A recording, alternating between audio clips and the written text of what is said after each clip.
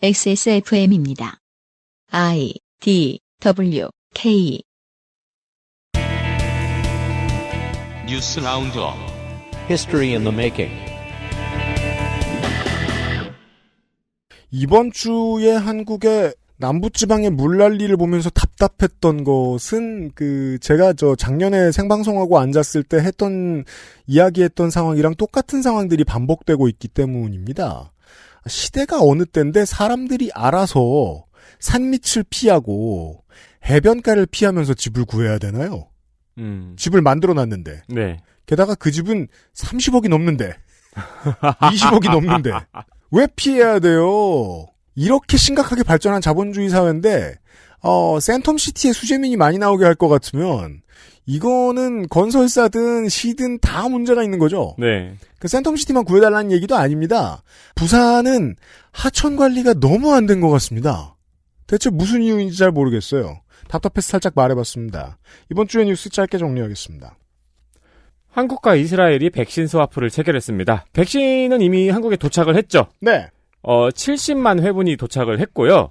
네, 어제 도착했습니다. 그렇습니다. 이는 이스라엘 정부가 유효기간이 임박할 때까지 소진하지 못하는 백신을 교환하기 위한 국가를 찾다가. 네. 그럼 있으면 주면 되지 뭘 교환해 라고 생각하실 텐데, 다음번에 자기들이 같은 이유로 모자랄 수 있습니다? 그렇습니다. 네. 이 백신이 한 달 좀 넘게 유효기간이 남아있거든요.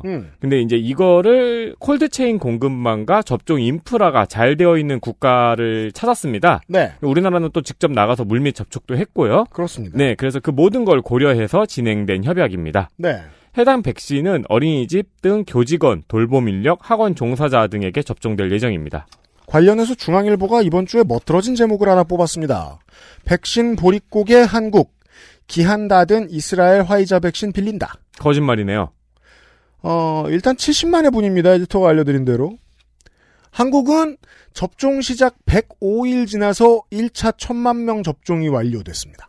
이것만으로도 하루에 10만 명 꼴이죠. 지금 접종 가는 기간이 더 늘었잖아요? 아주 보수적으로 봐도 일주일이면 다 쓸 분량인데 지금 받아온 화이자는 기한이 한 달 남았습니다. 네. 네. 한국에 계신 한국 여러분들은 알고 계실 겁니다. 우리가 얼마나 빨리 채가는지. 이게 이제 능력이 있어야 채울 수 있는 거였어요. 뭐가 문제죠? 보통은 이런 식으로 계약된 분량이 조금 늦는다거나 언론이 퍼뜨린 잘못된 소문 때문에 백신 브랜드 간에 호호가 생기는 건 전 세계 다 그래요. 그것도 맞추느라 그때그때 물량을 여기서 들여오고 저기서 들여오고 하는데 그중 하나입니다. 네. 되게 많은 것 중 하나예요. 최근에 가장 멋진 기사는요, 관련돼서. 월요일에 기사를 썼어요. 그래 놓고, 전날에 백신 접종 0명이라는 기사였어요. 전날은 일요일이죠. 그래서 네티즌들이 자기만 보기 아까우니까 나눠보고 즐기고 뜯고 하시더라고요. 네. 네. 요즘은 전 국민의 놀이가 됐습니다. 이런 기사들 돌려먹는 거요. 다음 뉴스 보시죠. 아이슬란드의 주 4일 근무제 실험이 성공적이었다는 소식입니다. 국제면 안 보시면 이거 못 접하셨을 수 있습니다. 실험은 2015년부터 2019년까지 2,500명 정도, 이제 2,500명이면 아이슬란드에서 노동인구의 1%라고 하네요. 맞습니다. 5년 동안이나 했다고요? 네. 이렇게 대상으로 진행이 됐고요. 노동시간은 주 35에서 36시간 정도인데요. 대부분이 업무 생산성이 유지되거나 오히려 증가했다는 결과입니다. 네. 실험이 성공적으로 끝나자 노조는 근무 방식을 다시 협상하고 아이슬란드 노동 인력의 86%가 같은 임금으로 더 적은 시간을 근무하게 됐다고 BBC가 전했습니다. 왜 그러냐고요? 아까 얘기했잖아요. 업무 생산성이 유지되거나 오히려 증가했다잖아. 네. 우리나라에서도 꽤 오래전부터 이걸 광고하고 있는 회사가 있죠. 그럼요. 어디 있습니다. 네. 인류가 경제를 키워서 어디로 가야 하는가 하는 고민은 주로 시사 아카데미에서 나누곤 하는데 그것에 대한 실험이지요. 2차 대전 이전에는 말이에요. 개인용 안전장구를 다 갖춰주면 기업이 망한다고 했었습니다. 그래서 공사판인데 사진 보면 다들 기지바지에 셔츠에 구두 신고 모자 안 쓰고 높은 데에서 하네스가 없습니다. 네. 어떻게 올라간 거죠? 20세기에 그러고 있으면 책농 선생이죠. 21세기에 그러고 있으면 또라이 유튜버죠. 네. 하나씩 개선해도 될 만큼 이윤도 늘었고 기술도 늘었고 속도도 늘었잖아요. 저는 제가 알바하고 문서 수발하던 20대 때를 떠올려 봅니다. 초기 펜티엄이었어요. CPU가. 네. 사진도 붙이기 어려운 문서를 만들었어요. 피벗 테이블 조금 돌리면 폭발하는 스프레드시트 문서를 관리하고 있었어요. 백업한답시고 1메가짜리 스프레드시트 파일 하나를 복사해서 딴 데에 넣으면 30초 걸렸어요. 정수기 가서 물 떠옵니다. 네. 지금 저의 자랑 시간 10900F6800XT 128GB 램의 새 컴퓨터 1시간짜리 이 팟캐스트를 렌더링하는데 10초 걸립니다. 이런 고속화가 계속 반복되어 왔는데 노동시간이 왜 안 줄어요? 그러네요. 수익이 늘었는데 왜 서비스업 교대 근무를 안 늘리죠? 주 4일째는 진작에 되는 세상입니다. 네. 생각해보니까 그렇네. 컴퓨터가 빨라졌으면 노동시간도 줄어야지. 우리 저 맥주가 유명한 도시에 가보면은 맥주 공장 견학 가는 코스가 반드시 있어요. 네. 공장 가보십시오. 공장 노동, 공장 자동화에 익숙하지 않은 분들은 깜짝 놀랍니다. 우와, 이렇게? 그러면 이제 공장주들은 생각합니다. 우와, 이렇게? 다 잘라야지. 그쵸. 예. 여기가 대척 지점이죠. 전투 지점이죠. 지하철에 가끔씩 이제 당신의 일이 쉬워집니다. 무슨 프로그램을 쓰세요. 이런 광고들이 있어요. 칼퇴를 위한 무슨 프로그램 사장님께 얘기하세요. 이런 광고들이 있어요. 네. 보면서 저는 그런 생각이 드는 거죠. 칼퇴가 아니고 잘릴 거예요. 그러니까 말이에요. 그러니까 연대를 해야 됩니다. 네. 잠시 후에 있다가 얘기할 거고요. 또 본편에서. 주 4일째 진작에 되고요. 이런 간단한 질문들을 떠올려 봅니다. 금요일에 다른 회사에 전화 온다고요? 그것만 받으세요. 집에서 받아요. 벌어 돌린 다음에. 아니 그리고 그거는 합의가 돼요. 업체끼리. 그리고 결국 다들 주 4일째 하면 그 전화 안 옵니다. 네. 서비스업은 어떻게 하냐고요? 주말 알바 시급이 늘죠. 그쵸. 그럼 돼요. 자영업자 다 죽는다는 경제지 기사는 본사를 감춰주는 기술입니다. 본사를 족칠 상상력에 집중을 하시면 온 국민이 주 4일째는 빨리 옵니다. 다음 보시죠. 중국 최대 차량 기업 디디추싱이 지난주에 뉴욕 증시에 상장을 하자 중국 당국이 디디추싱에 규제를 걸었습니다. 차량 기업이라고 말하면은 조금 차 만드는 회사라고 들릴 수 있는데 우버 같은 플랫폼입니다. 제가 차량 기업이라고 썼군요. 네. 차량 틀린 말은 아니에요. 차량 공유 네. 플랫폼 기업입니다. 네. 네. 중국은 디디추싱이 국가 데이터 안보에 위협이 된다면서 중국 애플 앱스토어에 디디추싱의 앱 삭제를 명령했습니다. 네. 다른 앱 구매 플랫폼에도 디디추싱을 지웠습니다, 현재. 네. 지난주에 제가 살짝 말씀드린 것과 마찬가지로 중국 경제의 흐름은 말이에요. 그 어떤 전문가도 찍어야 되더군요. 그냥 저도 찍기로 했습니다. 찍는 전문가를 불러오는 대신에. 네. 디테일은 공산당만 아니까요. 디디추싱은 말씀드린 대로 중국판 우버 같은 플랫폼이고요. 사실상 독점 수준의 아주 강력한 곳입니다. 네. 대도시의 시민들은 갑자기 택시가 없어서 발을 동동 구르는 상황이 예측되죠. 근데 이거 보도를 안 하니까 확신은 못하겠습니다. 궁금해서 뒤져봤더니 비슷한 일을 한다는 보도가 있습니다. 윈만만이라고 화물차를 부르는 플랫폼이 있습니다. 그리고 구인구직하는 보스핀이라는 곳도 있습니다. 업계에서 모두 강한 기업들인데 현재 국가보안법 위반 심사를 받고 있습니다. 네. 국가보안법이라니.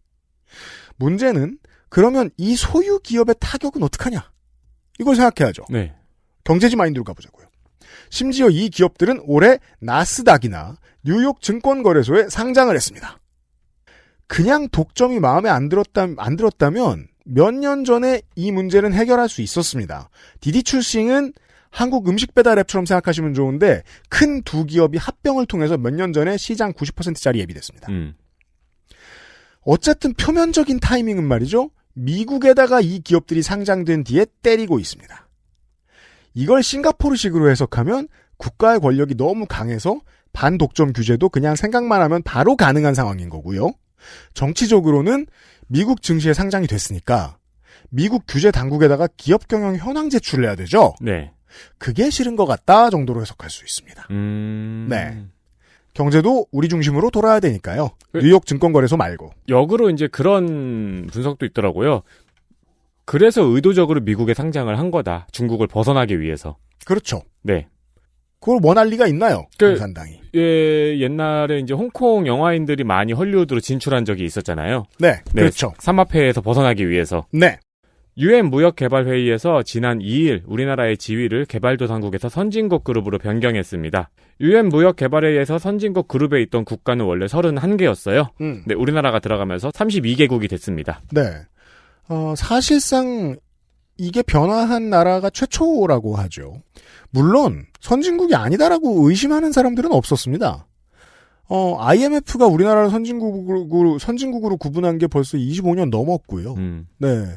OECD 들어간 지도 되게 오래됐잖아요. 네. 기왕의 선진국으로 알려져는 있습니다. 다만 이건 신청제예요. 신청해야 돼요. 그럼 딴 나라들은 왜 신청 안 했을까? 반려된 거고요. 네. 그럼 그럼 다른 나라들이 그렇게나 많이 신청했는데 안 된 걸까? 그렇게 많이 신청한 것도 또 아닙니다.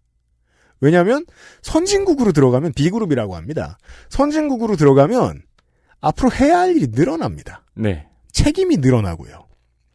시장을 좀 더 많이 개방해줘야 되고요. 개발도상국들한테. 네. 그리고 원조에 대한 의무도 문서로서나마 좀 더 지워지게 됩니다. 노블리스 오블리제를 실천해야 돼요. 국민들이 싫어할 가능성이 높아요. 네, 네. 국뽕 많이 빨 때 하기 좋은. 실제로 이제 예민한 업계에서는 조금 이제 예민하게 받아들이거나 반대를 하고 있는 상황이죠. 진보에서는 오래전부터 나오던 얘기였는데, 한국은 벌이에 비해서 인류에 대한 책임을 너무 도외시한다.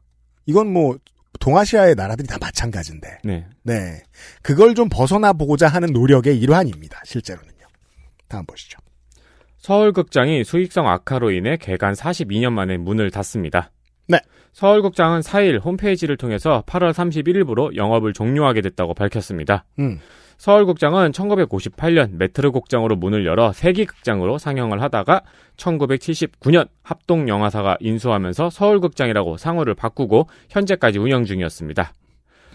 문을 닫는 이유는 코로나와 멀티플렉스 영화관들 때문이겠지만 아이러니하게도 서울극장이 한국 최초의 멀티플렉스 영화관이었습니다. CJ와 롯데가 들이닥치기 전이죠. 네. 2013년에는 서울 미래유산으로 선정되기도 했습니다. 네. 미래유산인데 가버렸어요. 빠이. 물론 배급의 가격이나 이런 것들을 생각해 볼 수도 있을 겁니다. 집에서 보는 영화와의 경쟁이라든가 이런 것도 생각은 해봐야 돼요. 그렇죠. 그렇지만 좀 더 근본적으로 제가 이야기하고 싶은 것은 지난 한 세기 동안 부동산 가치의 변화입니다. 길거리의 풍경, 문화, 놀거리, 스카이라인 이런 게 다 부동산 가격에 맞아야 변하죠. 제가 어릴 때 집 앞에서 퐁퐁이 탑니다. 저희 동네는 퐁퐁이라고 불렀습니다. 저희 동네도 퐁퐁입니다. 퐁퐁이를 타던 곳은 주인이 없는 땅이었습니다. 이상한 공터. 동네 노인들이 밭을 하면 하죠. 네. 우리 할머니도 밭을 엄청 하셨어요. 건물을 지으려면 할머니한테 평당 5,000원을 주고 배추를 뽑게 시키셨어요. 네.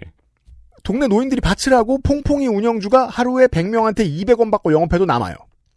근데 누가 땅을 사요? 지대를 퐁퐁이 아저씨한테 요구하죠? 그럼 아저씨는 딴 데 가죠. 그렇게 밀려나죠. 네. 그렇게 시내에서 쌀가게가 밀려나고 자전거포가 밀려나고 시계수리점이 밀려납니다. 나 시내에 사는데 시계수리점이 우리 동네 아직 있다고요? 거긴 금은방도 할 겁니다. 그렇죠. 금은방은 대표적인 사설금융업체죠. 돈이 돕니다. 이제 올라가던 부동산 가치가 극장을 먹는 시절이 온 것 같다는 게 제 감상입니다. 옛날 극장은요, 단관 플레이를 해도요, 여관이나 주유소보다 돈을 많이 번다던 시절이었습니다. 네. 그때가 있었습니다. 심지어 옛날에는 이제 매점 사장님이 아르바이트가 아니고 거기 사장이었잖아요. 네. 그분도 돈 많이 벌었어요. 그럼요. 기억나시는 옛날 분들 계십니까? 팝콘 팔기 귀찮아가지고 강냉이 팔던. 네. 네. 90년대인데 한 사람이 오면 먹을 것까지 10,000원은 썼거든요. 네. 그 좁은 의자 하나 정도에서 그 정도 가치가 나오는데 계속 손님이 들어차는 엔터테인먼트가 그 시절엔 드물었습니다. 근데 이제는 건물 소유주가 보건대 큰 건물의 3분의 1을 쓰느니 마트나 땡자니아보다 수익이 적은 사업이 됐다는 거죠. 네. 그리고 쪼개서 가게를 많이 넣거나. 그럼요.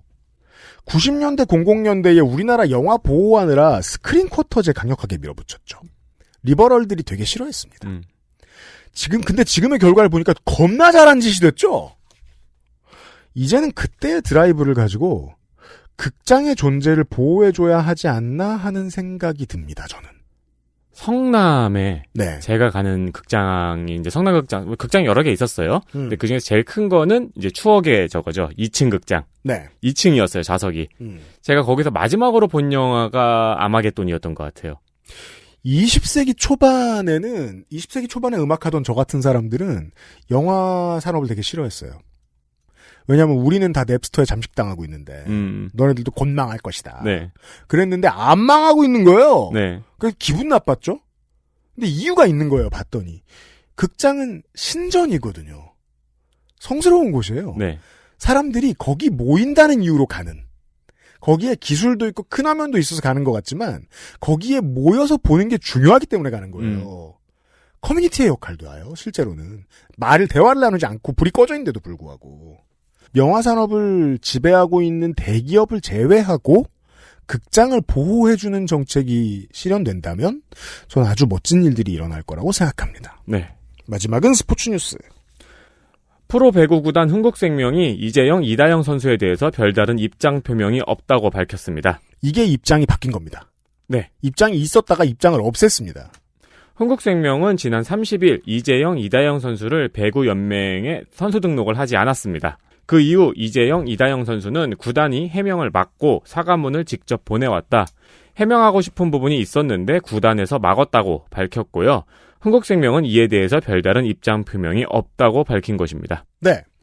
선수들이 아직 반성이 불충분하다, 구단이 소통이 잘 안 된다, 이 문제는 전혀 부차적인 거라고 생각하고요. 더 중요한 건 타임라인을 좀 보시면은요. 이재영, 이다영 선수를 다시 뛸 수 있게 해외 임대나 이적이라든가 하는 방식으로 길을 터주려고 흥국생명 구단이 시도하고 있다는 게 언론의 까입니다. 언론을 통해 밝혀진 그 다음에야 구단이 두 선수를 포기했다는 게 타임라인입니다. 네. 등록을 안 하면서 포기한 거죠. 원래는 안 들킬 수 있었어요. 조용히 내보낼 수 있었어요. 근데 분명히 선수 측과 접촉이 되었을 터키의 모 스포츠 에이전시가 이걸 터뜨리는 바람에 걸립니다. 순수하게 자랑을 했습니다. 이다영이 그리스팀에 간다! 짱이지! 그랬다가 게시판 워드라고 기자들한테 걸립니다. 이 두 사람이 반성을 하는지 안 하는지 저는 관심이 전혀 없습니다. 네. 노블리스 오블리주 얘기 아까 했는데 한국의 프로스포츠는 안타깝게도 노블리스 오블리주의 장입니다. 돈 있는 사람들이 돈 풀어서 시장 유지해주는. 그러면 진짜 노블리스 오블리주를 보여줘야 되거든요. NC 다이노스가 작년 KBO 드래프트 1차 지명에서 픽한 선수가 있었는데 후배 폭행 때문에 사회봉사 명령을 받았다는 걸 뒤늦게 알아요. 그리고 알아낸 직후에 지명을 철회합니다. 1차 지명이면요. 구단의 명운을 건 1년 농사의 가장 큰 과실입니다. 근데 그걸 며칠 만에 포기한 거예요. 이런 노블리스 오블리주는 업계에 되게 긍정적인 영향을 끼칩니다. 앞으로 KBO의 나머지 구단들도 눈치를 보겠죠. 네. 그동안 해왔던 거하고 다르게. 네. 반대로 흥국생명처럼 김연경 선수의 사례를 포함해서 김연경 선수 같은 경우에는 이적의 길도 안 터주고 우리나라에 들어왔을 때 다른 팀에 뛸 수 있게도 해주지 않고 그래서 김연경 선수가 본인의 원래 받던 연봉의 한 5분의 1도 안 되는 돈을 받고 대승적인 포용을 해준 다음에야 국내에 돌아올 수 있었죠. 그 다음에 이재영, 이다영을 겪었죠. 네. 김연경 선수는. 자산 앞에 쪼잔한 모습을 너무 여러 차례 보입니다. 흥국생명이. 이러면 다른 구단 관계자들도 우리도 저럴 수 있나 봐 라고 생각하는 게 제일 큰 문제입니다. 이러면 몇 가지의 범죄들 때문에 연속해서 이뤄진 범죄와 제대로 반성하지 않는 모습을 반복해서 보여주었던 것 때문에 내리막길을 걸었던 KBL하고 비슷하게 될 수도 있습니다. V리그는 지금이 전성기란 말이에요. 언제 프로당구가 더 많이 올라올지 알 수 없어요. 체육계의 이제 폭력 사태가 오래전부터 누적되어 있는 문제였는데 네. 해결을 못 했잖아요. 근데 이렇게 쉬운 해결 방법이 있었어요. 뭐요? 안 데려가서 안 쓰면 돼요. 그렇습니다. 네. 원래 그러는 겁니다. 뉴스 라운드업이었습니다. XSFM입니다.